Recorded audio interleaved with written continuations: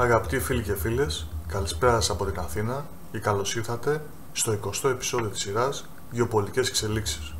Αυτό είναι ένα έκτακτο επεισόδιο λόγω των εξελίξεων που είχαμε αυτό το Σαββατοκύριακο, ώστε να δούμε τι συνέβη στη Σύνοδο στο Βερολίνο για την κρίση στη Λιβύη, να σχολιάσουμε και να αναλύσουμε τα αποτελέσματα αυτής της συνόδου και να δούμε την τρέχουσα κατάσταση στη Λιβύη.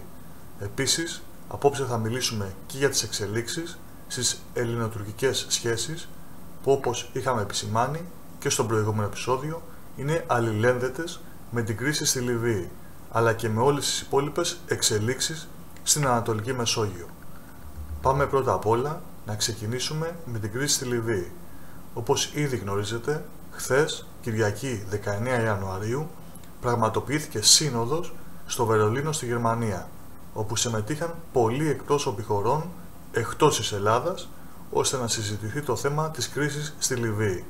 Μετά από περίπου 5 ώρες διαβουλεύσεων και συζητήσεων, οι χώρες που έλαβαν μέρος κατέληξαν σε ένα κοινό κείμενο συμπερασμάτων. Έτσι αποφασίστηκε να υπάρξει α. εγκεχηρία και έλεγχος της στήρησής της, β. τήρηση του εμπάργου όπλων όπως είχε αποφασίσει από το Συμβούλιο Ασφαλείας του ΟΗΕ, αλλά και να υπάρχει έλεγχος για αυτήν την τήρηση, γ. σταμάτημα της στρατιωτικής έξωθεν παρέμβασης. Μετά το τέλος της Συνόδου δόθηκε η υπόσχεση ότι θα πραγματοποιηθεί και νέα σύνοδος για το θέμα της Λιβύης στη Γενέβη, χωρίς όμως να καθοριστεί ημερομηνία. Εδώ να πούμε επίσης ότι τονίστηκε ότι στην επόμενη σύνοδο θα καλεστούν και άλλες χώρες που δεν κλήθηκαν τώρα. Αυτό φυσικά προφανώς αφορά και την Ελλάδα, η οποία δεν την κάλεσε η κυρία Μέρκελ, παρά την αίτηση της Ελλάδας να παρευρεθεί. Να επισημάνουμε επίσης και μία λεπτομέρεια, την οποία και εμείς διαβάσαμε και μάθαμε από τα μέσα ενημέρωσης.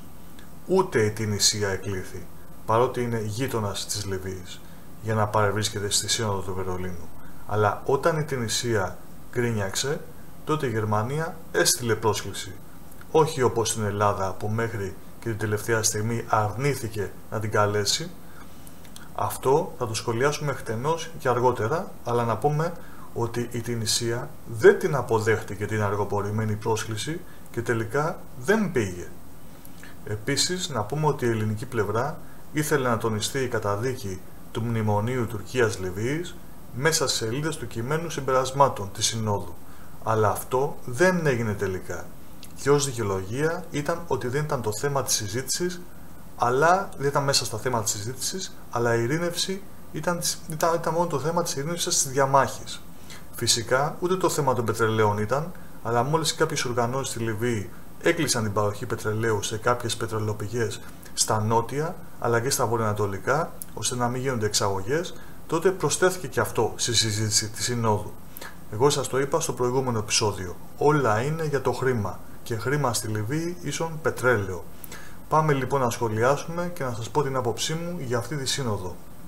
Θα χρησιμοποιήσω μια γνωστή ελληνική έκφραση που θα είναι και δύσκολο να τη μεταφράσω μετά στα αγγλικά.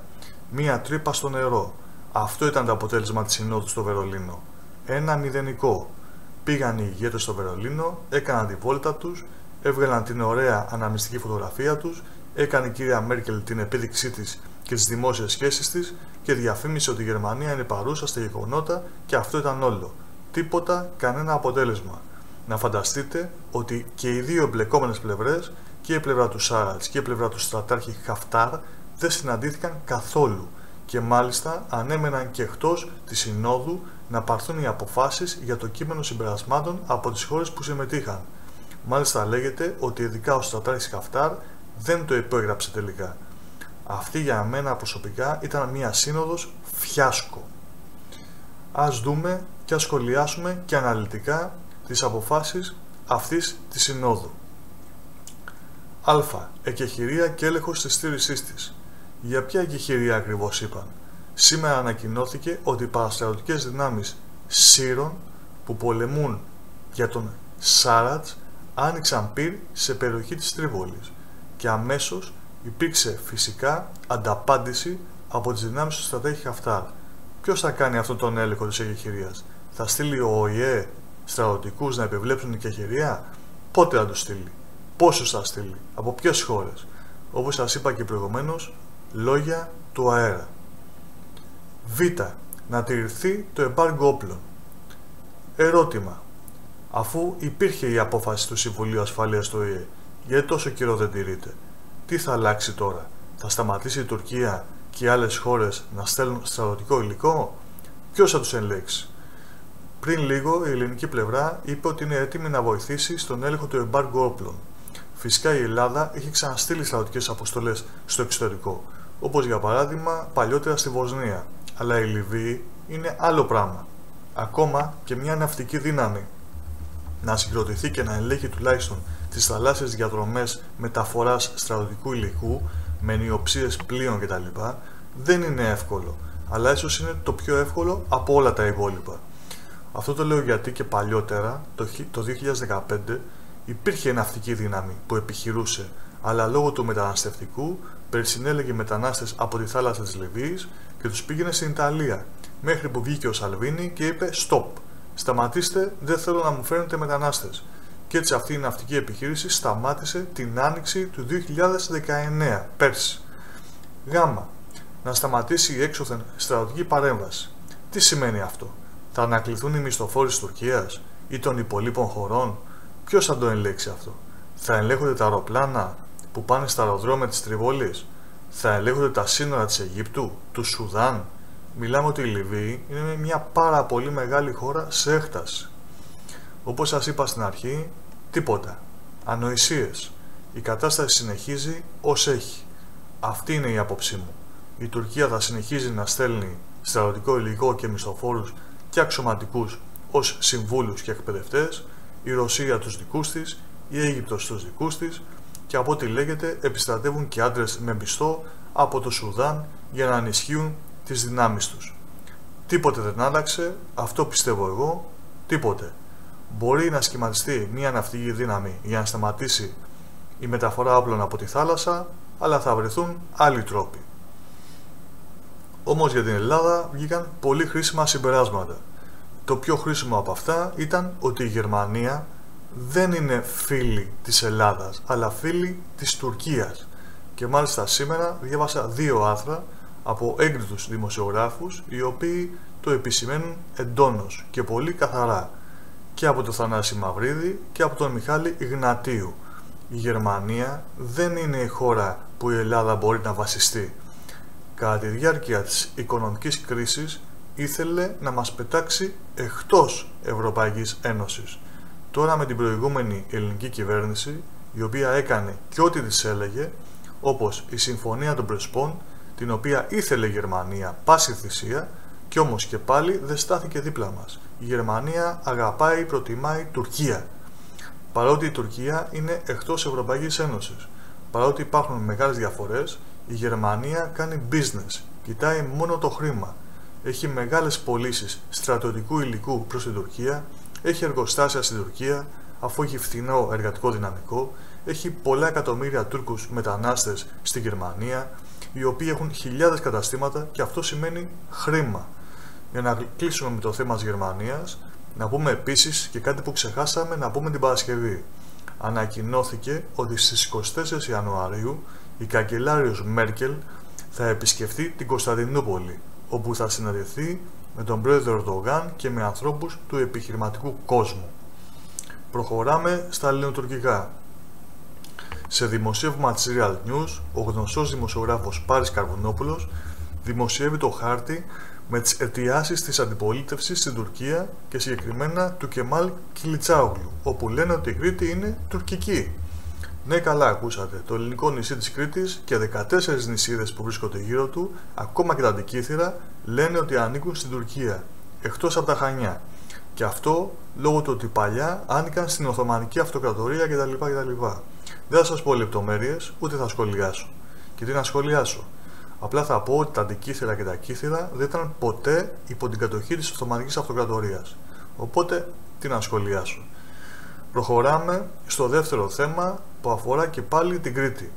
Ο Τούρκος πρόεδρος, επιστρέφοντας από τη Σύνοδο στο Βερολίνο, έκανε δηλώσεις εντός του αεροπλάνου και εκτός από τη δήλωσή του για τον Έλληνα Πρωθυπουργό που είπε ότι έκανε ανοησία που συναντήθηκε με τον στρατάρχη Χαφτάρ στην Αθήνα, δήλωσε επίσης ότι η Κρήτη δεν έχει υφαλοκρηπίδα. Είναι αυτό που είχαμε επισημάνει από τα πρώτα επεισόδια της σειράς. Η Τουρκία θεωρεί ότι κανένα νησί δεν έχει υφαλοκρηπίδα, άρα και δικιά του οικονομική ζώνη. Τα νησιά, λέει η Τουρκία, έχουν μόνο χωρικά ύδατα 6 ναυτικών μιλίων. Επίσης, ο πρόεδρος Ερντογάν ξαναείπε ότι η Τουρκία θα αγοράσει και τρίτο ερευνητικό πλοίο. Αυτό όμως που θέλω να επισημάνω είναι μια λεπτομέρεια στις δηλώσεις του. Είπε ότι η Σομαλία ζήτησε από την Τουρκία να τη βοηθήσει με τις θαλάσσιες έρευνες για πετρέλαιο στην περιοχή της. Σας θυμίζει κάτι που σας είχα πει? Δεν ξέρω αν μας είχατε παρακολουθήσει κι άλλες φορές, αλλά είχα τονίσει ότι η Τουρκία, εκτός της δικής της ΑΟΣ που όρισε με τη Λιβύη, είναι πολύ πιθανό να κάνει έρευνες και στην ΑΟΣ της Λιβύης, νοτίως και δυτικά της Κρήτης. Και αυτό επειδή θα προσκληθεί από την κυβέρνηση της Λιβύης. Και όταν λέμε ΑΟΣ της Λιβύης, λέμε την ΑΟΣ χωρίς να λαμβάνεται υπόψη η υφαλοκρηπίδα της Κρήτης. Αφού ο πρόεδρος Ερντογάν το είπε και πάλι, η Κρήτη δεν έχει υφαλοκρηπίδα. Προχωράμε. Με πληροφορίες από το Sigma Live της Κύπρου, η τουρκική εφημερίδα Σοτζού φιλοξένησε δηλώσεις του Τούρκου αξιωματούχου Ουνάλ Ανταμπάι, μέλος του Ινστιτούτου Στρατηγικών Μελετών της Τουρκίας, ο οποίος είπε ότι η Ρωσία είναι έτοιμη να αναγνωρίσει το ψευδοκράτος της Κύπρου, δηλαδή την τουρκική δημοκρατία της Βόρειας Κύπρου, με αντάλλαγμα την αναγνώριση από την Τουρκία της Απχαζίας και ότι μάλιστα θα δοθεί και χώρος για να δημιουργηθεί ρωσική στρατιωτική βάση στην περιοχή της Καρπασίας. Δεν έχω κάτι να σχολιάσω σε αυτό το δημοσίευμα.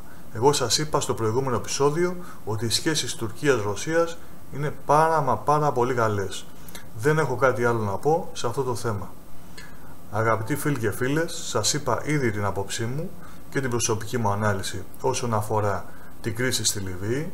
Να προσθέσω μόνο ότι όντως η Ελλάδα πρέπει να ψάξει για συμμαχίες σε άλλες χώρες εκτός Γερμανίας. Κάποιοι αναλυτές είπαν ότι πρέπει να γίνει μια συνάντηση του Έλληνα Πρωθυπουργού και με τον πρόεδρο Βλαντιμίρ Πούτιν. Και εγώ προσωπικά είμαι της ίδιας άποψης. Πρέπει και είναι αναγκαίο να μιλάμε και με τη ρωσική πλευρά. Δεν θα σας κουράσω άλλο απόψε. Εκτός απροόπτου θα τα πούμε την Παρασκευή και πάλι. Φίλοι και φίλες, να σας ευχαριστήσω που μας παρακολουθήσατε. Μην ξεχνάτε να εγγραφείτε στο κανάλι και στη σελίδα μας και καλό βράδυ και καλή εβδομάδα σε όλους.